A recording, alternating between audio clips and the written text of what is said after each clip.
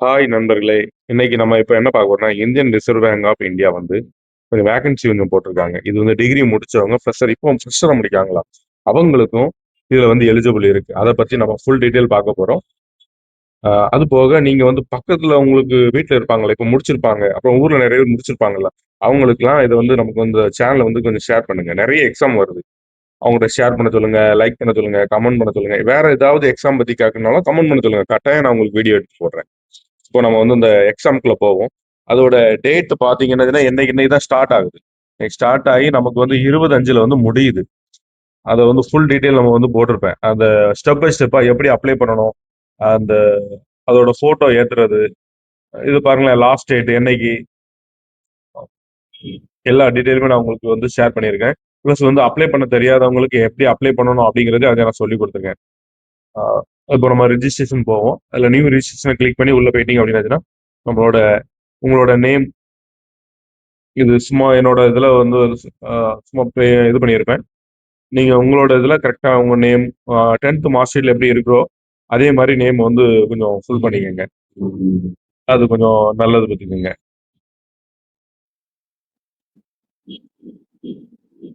இந்த நேம் அடிக்கும் போதெல்லாம் 1க்கு 2 முறை செக் பண்ணிருங்க. 10th மார்க் ஷீட்ல எப்படி இருக்குன்னு பாத்துக்கங்க.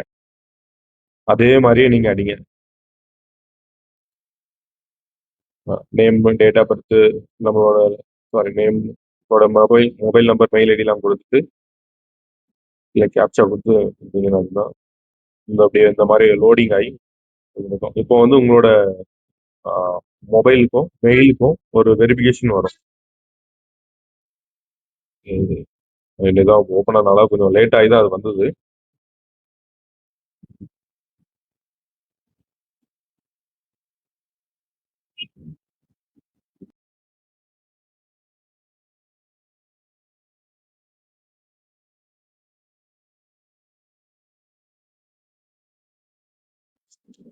அந்த ஓடிபிலாம் குடுத்த பிறகு கீழ வந்து பார்த்தீங்கன்னா, இப்போ உங்களோட பாஸ்போர்ட் சைஸ் ஃபோட்டோ வந்து அப்லோட் பண்ணுங்க. நல்லா தெளிவா குவாலிட்டியா அது என்ன சைஸ் கேட்டிருக்காங்களோ அத 50 கேபிக்குள்ள அந்த இத வந்து உள்ள வந்து கொண்டு வாங்க.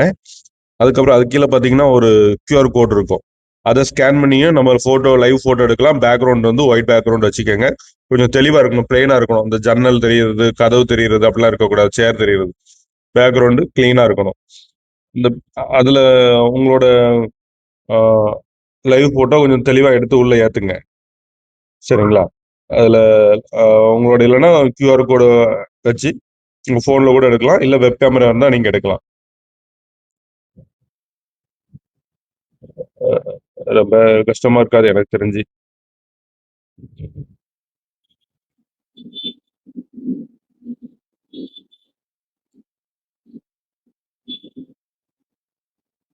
இப்போ அடுத்த ஸ்டெப் பார்த்தீங்கன்னா, பேசிக் டீட்டெயில் கேட்கும் உங்களோட. ஃபர்ஸ்ட் நீங்க வந்து அதுல வந்து உங்களோட போஸ்ட் என்னங்கிறத செலக்ட் பண்ணிக்கங்க. என்ன போஸ்ட் வேணுமோ செலக்ட் பண்ணீங்கன்னா கொஞ்சம் ஈஸியா இருக்கும். அதுல ஓபிசின்னா ஓபிசி அந்த இது ஜெனரல்னா ஜெனரல் என்ன கேட்டகரி குடுத்தீங்கன்னா போதும். ஓபிசி கிளிக் பண்ணீங்கன்னா, அதுல உள்ள மெசேஜ நான் உங்களுக்கு வந்து காட்டியிருந்தேன். ஏன்னா ஓபிசி சர்டிஃபிகேட் வந்து இந்த வருஷம் நான் 1/4க்கு பிறகு எடுத்திருக்கணும். எடுத்திருந்தா மட்டும் தான் அது எலிஜிபிள். நீங்க பழைய ஓபிசி சர்டிஃபிகேட்ட வச்சிராதீங்க. அப்படி ஓபிசி இல்லன்னா ஜெனரல்னு போட்டுருங்க பேசாம. அ இதெல்லாம் ஹேண்டிகேப்ட்டா அதுன்னு சொல்லி உங்கள்ட்ட டீட்டெயில் கேட்கும். அது உங்களுக்கு எதுவும் டிசபிள் இருந்தா குடுங்க. இருந்துச்சுன்னா எஸ்கேபிள் கண்ணு தெரியலன்னா, அ எனக்கு எழுதுறதுக்கு ஒரு உதவியாளர் வேணுங்கிறத குடுங்க. மத்தபடி எது எது இல்லையோ அது அது இல்ல நோ குடுத்தீங்கன்னா, கீழ எல்லாமே பெரும்பாலும் நோ ஆயிரும். எம்ஃபில் முடிச்சிருந்தீங்கன்னா எஸ். இல்லன்னா நோ குடுத்துருங்க. பிஹெச்டி பண்ணியிருந்தீங்கன்னா எஸ். இல்லன்னா நோ குடுத்துருங்க.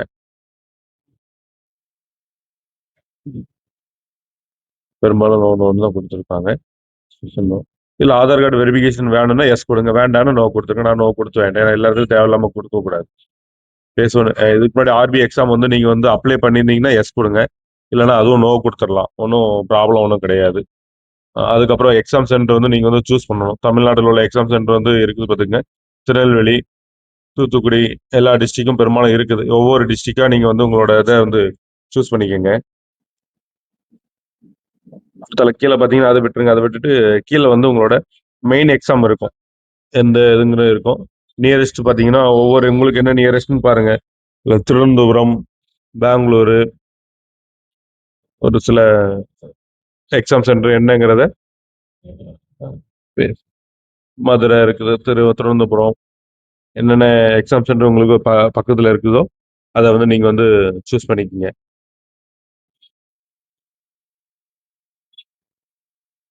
அப்படியே அப்படியே எல்லாம் சூஸ் பண்ணுங்க. சூஸ் பண்ணி முடிச்சுட்டு, கீழ வந்து உங்களோட date of birth 10th mark ஷீட்ல என்ன டேட் ஆஃப் பர்த் இருக்கோ, அதே மாரி வச்சுக்கங்க. ஆ நீங்க வந்து மேக்ஸிமம் உங்களோட 10th மார்க் ஷீட்டும், ஆதார் கார்டையும் எப்படி நேம், டேட் ஆஃப் பர்த் 2ம் ஒரு போல வச்சுக்கங்க. பெரும்பாலும் இருக்கும். கட்டாயம் 99 100% எல்லாரும் வச்சிருப்போம். ஏன்னா ஸ்கூல்ல இருந்து அது எல்லாத்தையும் கரெக்ட் பண்ணி தான் கரெக்ட்டா கொண்டு வந்திருப்பாங்க. உங்களுக்கு ஒரு வேள அப்ளை பண்ண முடியல, இல்ல எனக்கு தெரியல சார், எனக்கு அ எப்படின்னு சரியா தெரியல. என்னால லேப்டாப் இதெல்லாம் இல்ல. பக்கத்துல ஊர்ல வந்து கம்ப்யூட்டர் சென்டர் இல்ல அப்படின்னீங்கன்னா, என்னுடைய நம்பருக்கு அதில குடுத்துருக்கேன். அந்த நம்பருக்கு வந்து நீங்க வந்து உங்களோட டீட்டெயில வந்து எனக்கு சென்ட் பண்ணுங்க. நான் உங்களுக்கு அப்ளை பண்ணி ஆன்லைன்லயே என்ன பேமெண்ட் உண்டோ அத நான் உங்களுக்கு சொல்றேன். நீங்க அத போட்டு விடுங்க. ஆ டேட் ஆஃப் பர்த்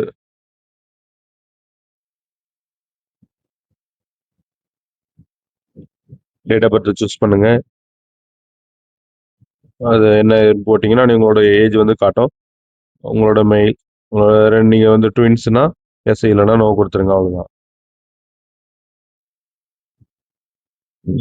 மேரிடா, அன்மேரிடா, அப்பா பேரு, அம்மா பேரு, வீட்டு அட்ரஸ். பெரும்பாலும் இந்த ஆதார் கார்டுல உள்ள அட்ரஸே குடுங்க. கொரியர் எதுவும் வராது. நமக்கு அ நம்ம எக்ஸாம் சென்டர் எழுதும்போது அதோட ஒரு சின்ன கலகலப்பு இருந்ததுன்னாச்சுன்னா, ஆதார் உள்ள அட்ரஸே சேம் அட்ரஸே குடுத்துருங்க. தப்பு ஒண்ணும் கிடையாது.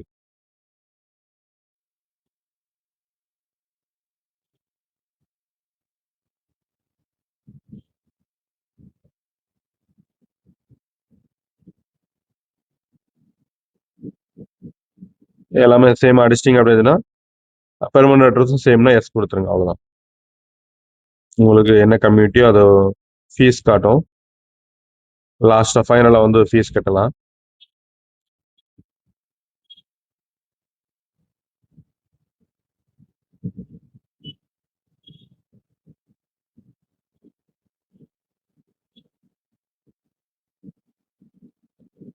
அந்த வேலிடேஷன் குடுத்தீங்கன்னா, ஏதாவது ஒரு மிஸ்டேக் இருந்தா அது காட்டும். நான் அதுல குடுத்துருப்பேன். சும்மா ஏதோ ஒண்ணு அடிச்சிருந்தேன். அது ஒரு பேங்கோட ஐஎஃப்எஸ்சி கூட வந்து கரெக்ட்டா காட்டும். அதனால நீங்க பேங்க் பாஸ்புக்ல என்ன இருக்குதோ, பேங்க் டீட்டெயில் அத நீங்க இது பண்ணிருங்க.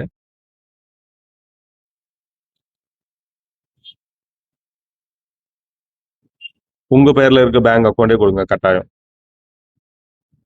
அப்பா பேரு, அம்மா பேர்லாம் இது பண்ணாதீங்க.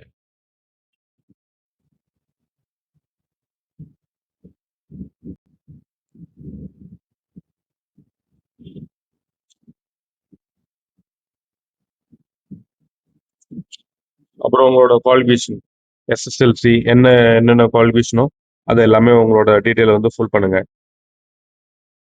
10th, 12th degree.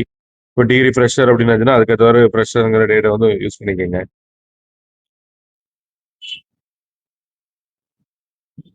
Okay. Experience இருந்தாச்சுன்னா, S experience இருந்ததுனா நோ குடுத்துருங்க. பேசிக் டீட்டெயில் கம்ப்யூட்டர்னா எஸ்ன்னு குடுத்துருங்க. இப்போ உங்களோட டீட்டெயில் என்ன வந்திருக்குங்கிறத பார்த்துக்கலாம்.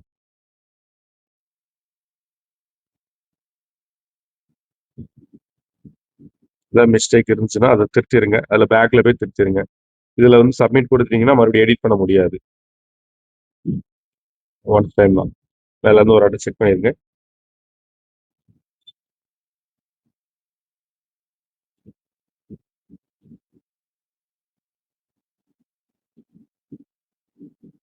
இப்போ பார்த்தீங்கன்னா, அதுல தம்பு கேட்கும். உங்களோட தம்ப வந்து அ தம்ப் பேட்ல இருந்து நீங்க வந்து ஒயிட் பேப்பர்ல வச்சு, அத நல்லா கொஞ்சம் தெளிவா ஸ்கேன் பண்ணுங்க. இந்த மாரி நல்லா தெளிவா இருக்கட்டும். ஸ்கேன் இருக்கட்டும்.